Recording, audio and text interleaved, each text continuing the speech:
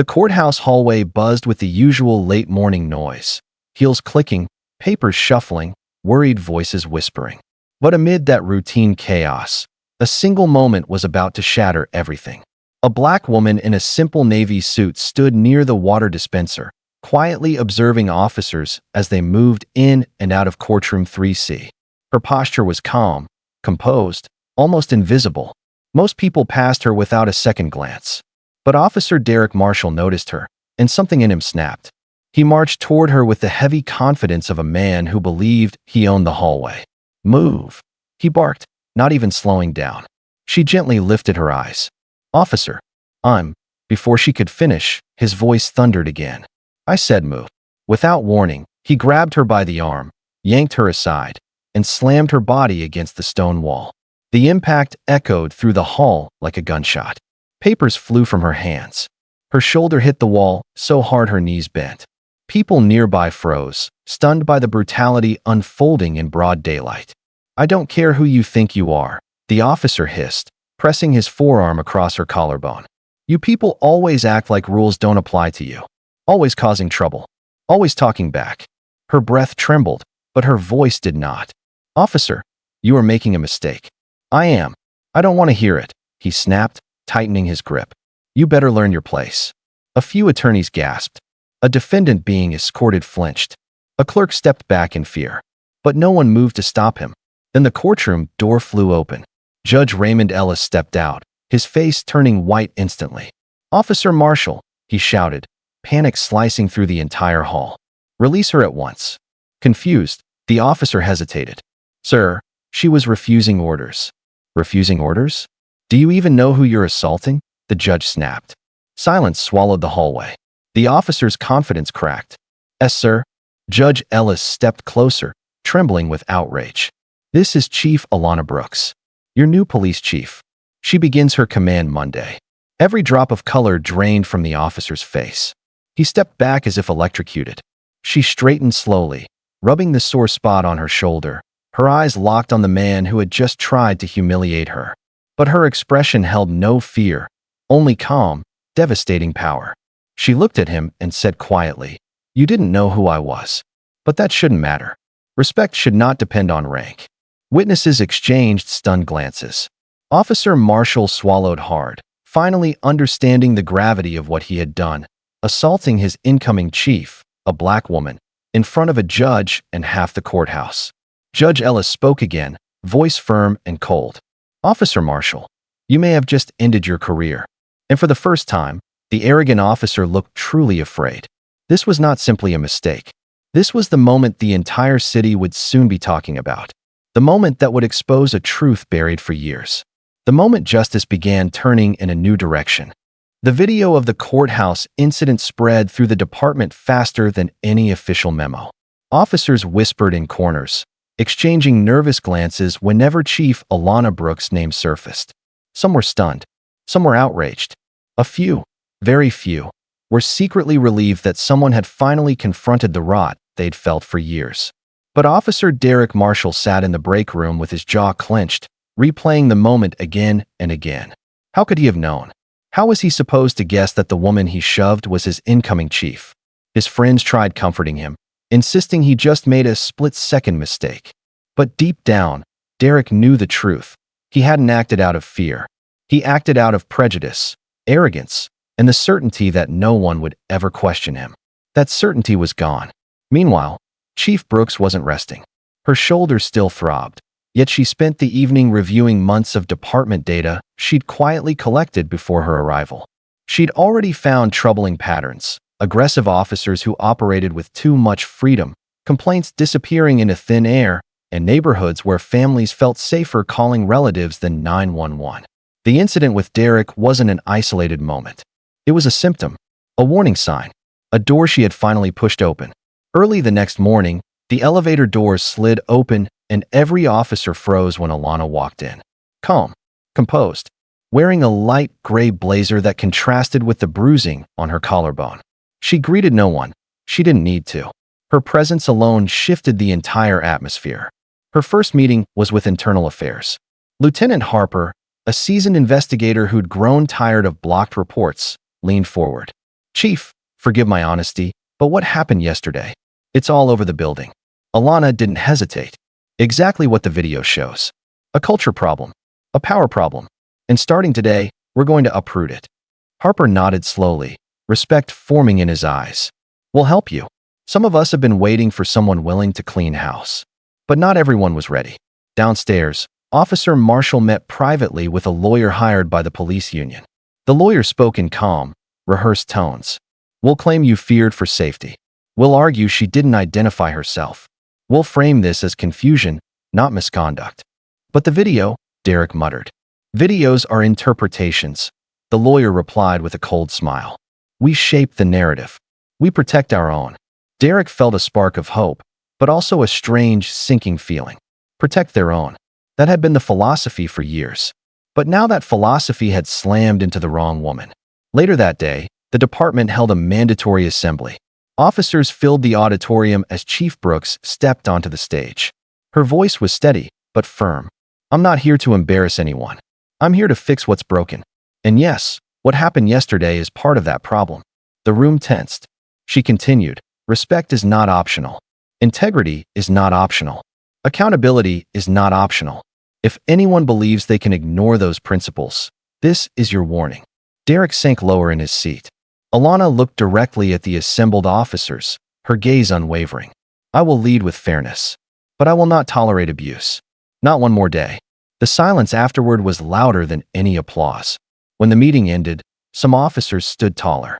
Others clenched their fists in quiet resentment. And Derek Marshall walked out with the uneasy feeling that his world was about to collapse. Because justice had finally found a leader who wasn't afraid to open every hidden door. By Wednesday morning, the courthouse video had reached the mayor, the city council, and half the state. Reporters camped outside police headquarters, hungry for statements. But inside the building, Chief Alana Brooks focused on something more important, truth buried in paperwork. Her office was stacked with case files collected over the last 48 hours. She had barely slept, but her mind was sharp, fueled by a deeper purpose. Every document she opened exposed small cracks, complaints marked unfounded, body camera files curiously corrupted, reports with identical phrases copied across different incidents. Patterns were forming. Ugly, undeniable patterns. Lieutenant Harper entered with a tense expression. Chief, there's someone who needs to speak with you. Privately, a young community liaison named Maya stepped in. She looked nervous but determined. Chief Brooks, I worked in records for 6 months. I saw complaints disappear. Not filed. Not logged. Just gone. Her voice trembled. I quit because it scared me. Alana leaned forward. Do you have proof? Maya nodded and handed over a small USB drive. These are copies of documents I wasn't supposed to see. I kept them because I didn't know who else would care. Alana opened the files, and her heart tightened. Dozens of complaint forms, some handwritten, some typed, all describing unnecessary force, intimidation, or racial disrespect. Many involved the same cluster of officers she already suspected. This wasn't coincidence. This was design. Later that afternoon, Alana requested a confidential meeting with the mayor. The mayor listened silently as Alana showed her the hidden files. When the last document flashed across the screen, the mayor exhaled deeply. This department is a volcano, she whispered, and it's finally erupting. Alana answered calmly, we can still fix it, but only if we stop pretending the ground isn't shaking. Across town, Officer Derek Marshall sat in a dim union office surrounded by defenders.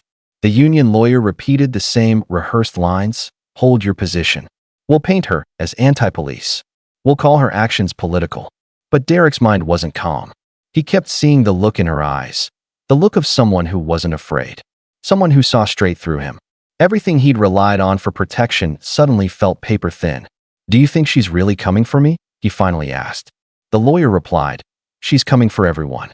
But we'll make it look like she's the enemy. Derek didn't feel reassured. Deep inside, he sensed the truth. Chief Brooks wasn't the enemy. She was the mirror he'd never wanted to look into. By evening, Alana and Lieutenant Harper began comparing the USB files to the official database. The differences were shocking. Names removed. Complaints rewritten. Evidence flagged as lost. At one point, Harper froze. Chief, look at this. Alana read the page. A secret list. A spreadsheet of repeat complainants.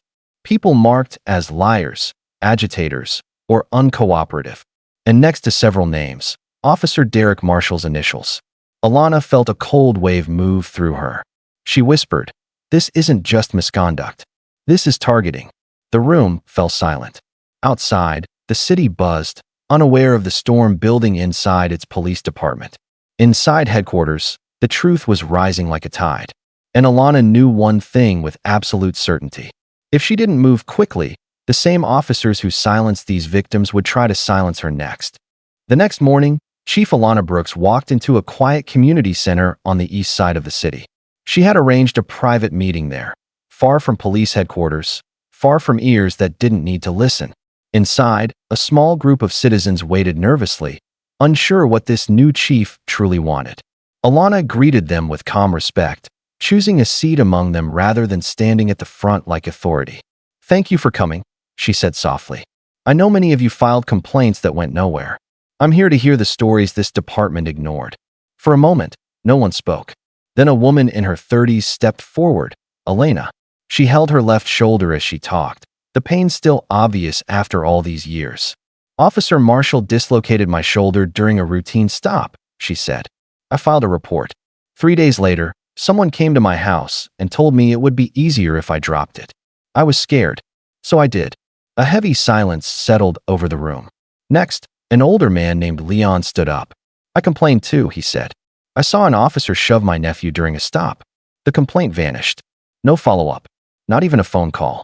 Then came a teenager, barely 18, voice shaking. "My mom filed a complaint when I was pushed against a patrol car for no reason. The next week she got a warning from someone in uniform. She dropped it. We were scared to push it further." He swallowed hard. "We thought no one cared. But someone cared now." Alana listened to every voice, writing nothing down yet absorbing everything. Each story carried the same pattern: intimidation, fear, silence. The system had taught them to stay quiet, and for years it had worked. Until now. "I can't change the past," Alana said gently when the last person finished speaking. "But I can make sure these stories are no longer buried. What happened to you is not your fault. It's the system that failed, not you." One by one, they nodded. Some cried. Some simply stared at her with a mix of hope and disbelief, wondering if this time would actually be different. Meanwhile, across the city, the police union scrambled in panic. Officer Derek Marshall sat in a closed room with union representatives, his nerves unraveling. An older officer muttered, "This chief is digging too deep. She's trying to bring the whole house down." But the lawyer shook his head. "She's not digging. Someone is feeding her information. Someone inside." Derek felt a chill. He knew it was true. Back at headquarters, Lieutenant Harper called Alana urgently. "Chief, another file just surfaced. This one is worse." Alana returned quickly, her heart pounding. Harper placed a stack of internal memos in front of her, emails between certain officers discussing which complaints should be lost, which people should be warned, and which neighborhoods were easy targets. It was the proof she'd been searching for. "This isn't sloppy paperwork," Harper said. "This is intentional." Alana exhaled slowly, her face calm, but her eyes burning. "Then we expose it. All of it." That night, she reviewed every file, every memo, every hidden report. The deeper she read, the clearer it became. The misconduct was not random. It was protected, managed, strengthened by officers who believed they would never face consequences. But consequences were coming. When she finally left her office near midnight, she stepped outside into the cool night air. The city lights stretched before her, millions of lives depending on a system that was supposed to protect them. A system that had instead betrayed them. She whispered to herself, "Tomorrow, we start pulling out the roots." Because she knew that what she'd uncovered wasn't just corruption, it was a culture built on silence. And she was done being silent. 2 weeks later, the city council chamber overflowed with people. Cameras crowded the aisles, reporters whispered predictions, and community members filled every seat. Everyone had come for one reason: to hear the truth about Officer Derek Marshall and the system that had protected him for years. Chief Alana Brooks entered quietly, her posture straight, her expression calm. But inside her chest, her heart beat like a steady drum. This was more than a disciplinary hearing. This was the moment the city would finally see what she had seen hidden in the files. When the panel called her name, Alana stepped forward. She didn't bring papers. She didn't bring notes. She brought clarity. She described the courthouse assault in detail, the grab, the slam, the contempt in Derek's voice.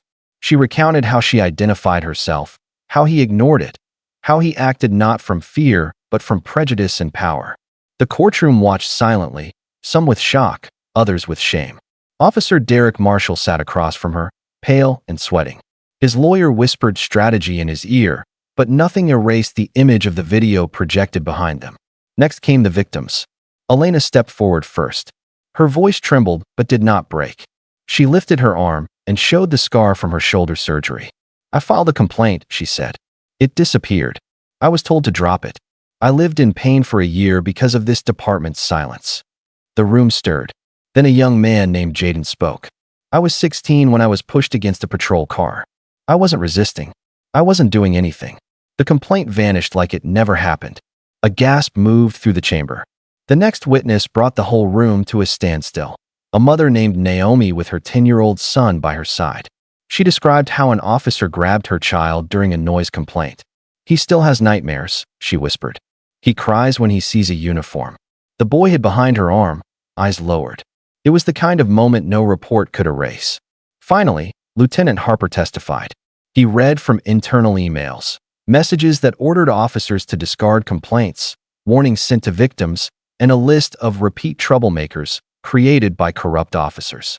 Each document was like a hammer striking the last nail into a long-buried truth. Officer Marshall's lawyer tried to fight back. He claimed miscommunication, fear, confusion, anything to soften the blow. But the evidence was relentless. Every excuse collapsed under the weight of reality. When Derek finally took the stand, he avoided Alana's gaze. He painted himself as a dedicated officer overwhelmed by stress. But even he knew the room wasn't convinced. The panel questioned him sharply. "Did you hear her identify herself?" "I don't remember." "Did you use unnecessary force?" "I acted on instinct." "Did you target complainants?" He hesitated. "We had lists to keep track of difficult citizens." The entire chamber reacted at once. Anger, disbelief, grief. By the time closing statements began, the city had already chosen a side. Alana stepped forward for the last time. "This isn't about one officer," she said, her voice steady. "This is about who we are as a system, as a city, as people with power. Accountability is not punishment. It is justice. And justice is the foundation of trust." The room fell quiet. Then the panel announced the decision. Officer Derek Marshall, terminated immediately. Referral for criminal charges. Federal oversight for the entire department. Internal affairs completely restructured. Mandatory transparency measures. Community oversight boards established. The chamber erupted, some in relief, some in rage. Cameras flashed. Tears flowed. People hugged. Others stormed out. Officer Marshall sat frozen. His career, his power, and his protection crumbled in one sentence. Chief Alana Brooks simply closed her eyes for a moment, letting the weight of justice settle. This wasn't victory. It was the beginning of something harder. Because now the real rebuilding had to begin. The hearing ended, but the echoes of it shook the entire city for weeks. News channels replayed the testimony, the leaked files, and the look on Officer Derek Marshall's face when the verdict was read. Some cheered the decision. Some protested it. But no one could deny that something monumental had shifted. Inside police headquarters, the atmosphere was different, tense but alert, cautious but awake. Officers walked the halls with a new awareness. For the first time in years, responsibility wasn't a distant idea. It lived in every room, every report, every camera activated at the start of every shift. Chief Alana Brooks arrived early as always. Her mornings began with reviewing new complaints, checking early warning alerts, and meeting with the newly formed community boards. Change was slow, painfully slow at times, but she could feel it, like a faint heartbeat growing stronger. One afternoon, a young recruit named Jasmine Anderson stepped into her office. She stood stiffly, her hands clasped. "Chief, I wanted to thank you. Before your reforms, I wasn't sure I belonged in law enforcement. But now, I feel like this job can actually mean something." Alana smiled warmly. "It does mean something. But you must guard your integrity every day. The uniform amplifies who you already are. Never let it turn you into someone you don't recognize. Jasmine nodded, eyes shining with determination. Across town, former victims slowly began reclaiming their sense of dignity. Elena joined a community advocacy group, speaking publicly about her experience. Jaden, the teenager shoved years earlier, started his first semester of college, majoring in criminal justice because he wanted to help change the system from within. Naomi's son began sleeping without nightmares, slowly learning that not every uniform meant danger. But not everyone welcomed the changes. A small group of veteran officers muttered resentment under their breath, convinced Alana was ruining the department. Some filed grievances. A few retired early. One was caught trying to disable his body camera and was suspended immediately. For the first time, actions had consequences.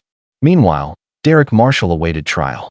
His lawyer tried spinning the case, but even he knew the evidence was overwhelming. On the day of sentencing, Derek's face was blank. No arrogance, no defiance.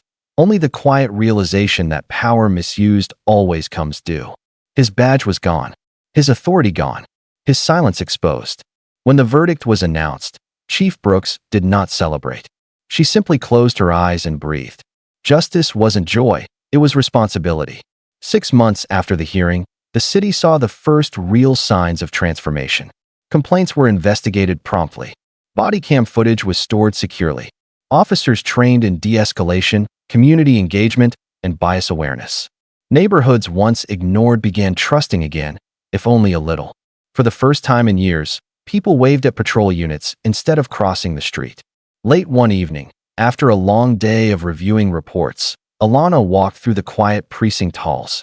She passed the training yard where Jasmine and other recruits practiced de-escalation drills long after their shift had ended. She paused, smiled, and felt something rare: hope. The job would never be easy. There would always be resistance, setbacks, politics, and pressure. Reform wasn't a victory. It was a journey without an end.